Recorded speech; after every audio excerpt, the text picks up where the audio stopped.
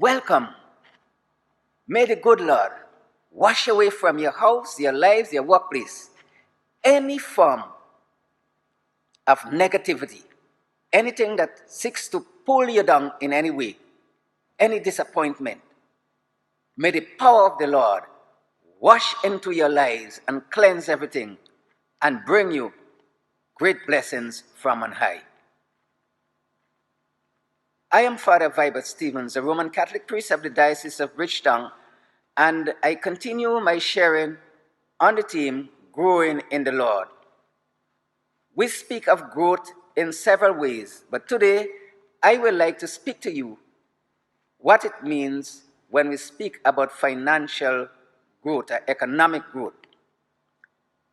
Welcome to this series. My dear friends, many of us speak about growing economically.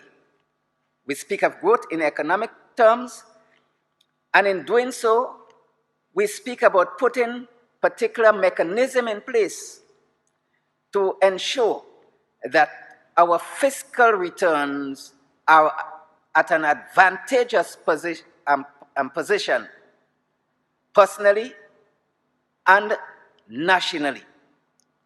We speak of a growth in our status, that is, the position we were in, which is less, is better than where we are now. We grow economically when we grow financially. This requires some kind of balance, balancing in our financial input and output. The effort we put in, we must have a greater return in our input. In other words, we grow economically when we begin to profit. All our economic growth is about end result. Are we in a better advantage or position because of our output? Economic growth, my dear friends, is about how much a country or an individual worth. I had a friend of mine who used to say, how much does he worth? $1 million, $2 million? We speak of growth in economic terms. Spiritual growth can also be spoken about in similar terms. We speak of how economically spiritual we are. But we speak of it in a different kind of way. And in fact, it is really different, but may have the same kind of strategy that we use economically. Spiritual economy has to do with balancing all aspects, the totality of a person's life, to keep plugging in our lives into the divine power, to ensure that we are connected to a spiritual economy that will keep ourselves in relationship with the divine,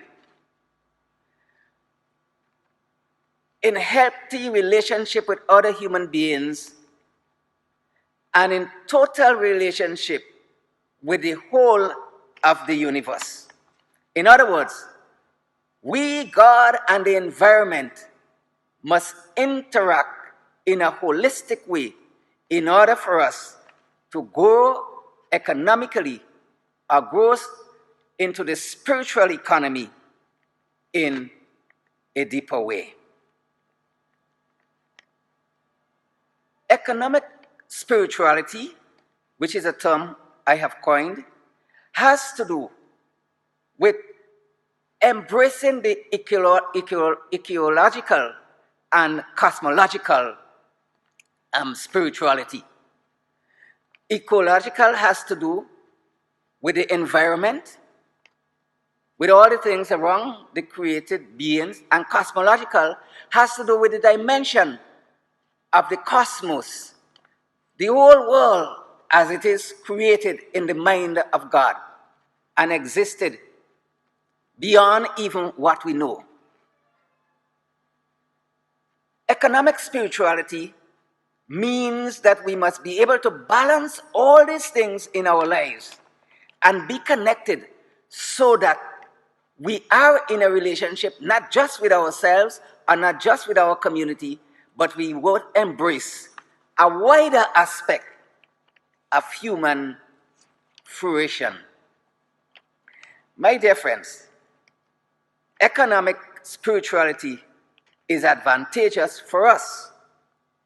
In order for us to grow spiritually, it is important that we embrace all aspects of life.